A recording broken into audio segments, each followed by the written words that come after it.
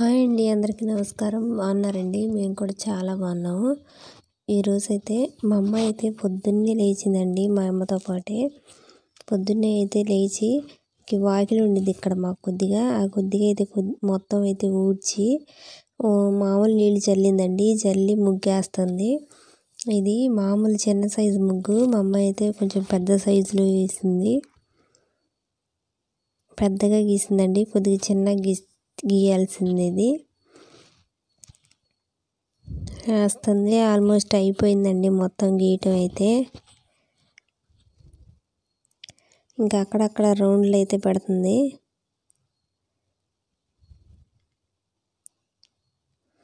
ఇంకా మా ఇంట్లో అందరికన్నా ముందు లేచేది మా అమ్మాయేనండి. లేచి అయితే ఇంకా ముగ్గు అంతా పెట్టేసింది.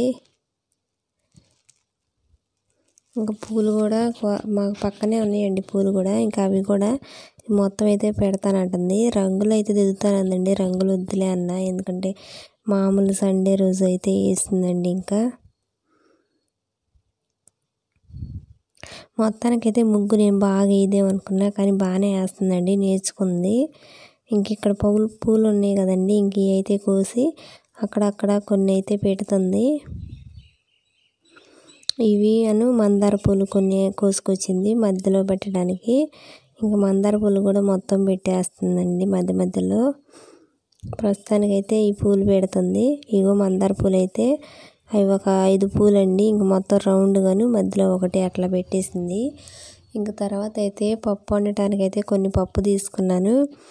పప్పు అయితే బాగా ఉడికినాక వెజిటేబుల్స్ అన్నీ ఇలా కోసించానండి, సాంబార్ లాగా చేద్దామని.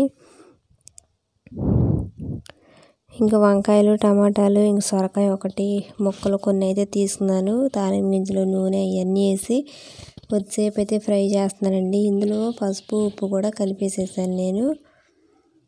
ఇలా బాగా మగ్గనివ్వాలండి. కొద్దిసేపు తర్వాత మూత తీసేసి ఒకసారి అటు ఇటు కలుపుకొని కొద్దిగా అందులోనే కారం కూడా వేస్తున్నానండి. నేను పప్పులో కూడా కొద్దిగా వేస్తున్నాను అన్నీ. ఇంక చింతపండు రసం కూడా ఈ పప్పులో వేసేసి ఇంక ఈ పప్పు చారు అంతా అయితే ఇందులో వేసేస్తున్నాను. ఇదంతా బాగా ఒకసారి అయితే కలుపుతున్నానండి. పప్పు అంతా ఒకసారి బాగా కలుపుకొని కొద్దిగా ఒక 10 నిమిషాలు అట్లా తెరిలిందాక ఉంచుకుంటే సరిపోతుందండి. పప్పు చారు అయితే చేశాను. ఇందులో కొద్దిగా సాంబార్ పొడి వేస్తే సాంబార్ అయిద్దండి. ఇంకంతే.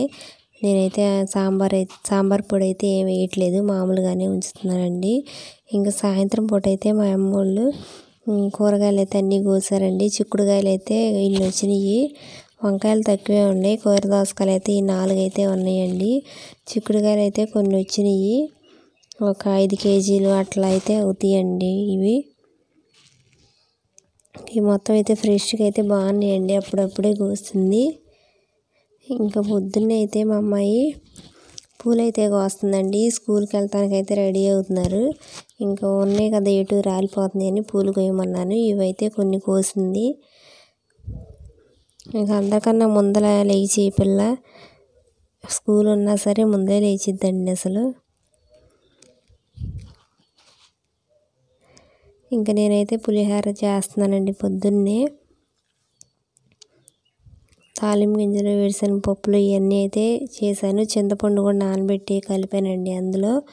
ఇంకా అన్నం అయితే వేడివేడి అన్నం అండి, అప్పుడే వండాను. వండైతే కొద్దిసేపు ఇదంతా ఒక పెద్ద గిన్నెలో వేసి కొద్దిసేపు ఆరబెడితే బాగుండిద్దండి కలపటానికి.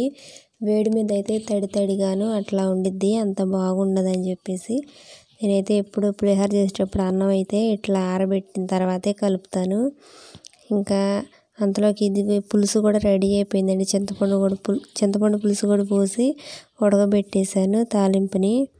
ఇంక ఇది మొత్తం అయితే ఇందులో వేసేస్తున్నానండి. కొద్దిగా ఆయిల్ నేను తగ్గించేస్తున్నాను, కావాలంటే నేను తర్వాత కలుపుతానండి. ఇంక ఇది మొత్తం అయితే బాగా ఒకసారి కలుపుతున్నాను. పులిహోర చేసి కూడా చాలా రోజులు అవుతుందండి, నేను ఒక 10 రోజుల పైనే అవుతుంది. అందుకని ఇంక ఇప్పుడు మళ్ళీ చేస్తున్నానండి చింతపండు పులిహోర. ఇంకా మొత్తం అయితే ఒకసారి కలుపుతున్నానండి. అన్నం ఇంకా లైట్గా వేడిగానే ఉంది. ఇంకా మొత్తానికి అయితే ఇట్లా కలిపేసేసానండి. చింతపండు పులిహోర అయితే టేస్ట్గా అయితే బాగుందండి. క్యారెట్ కూడా ఉంటే కొంచెం బాగుండేది. క్యారెట్ అయితే ప్రస్తుతానికి లేదు కదని నేను ఇంకా మామూలుగా చేసేసానండి.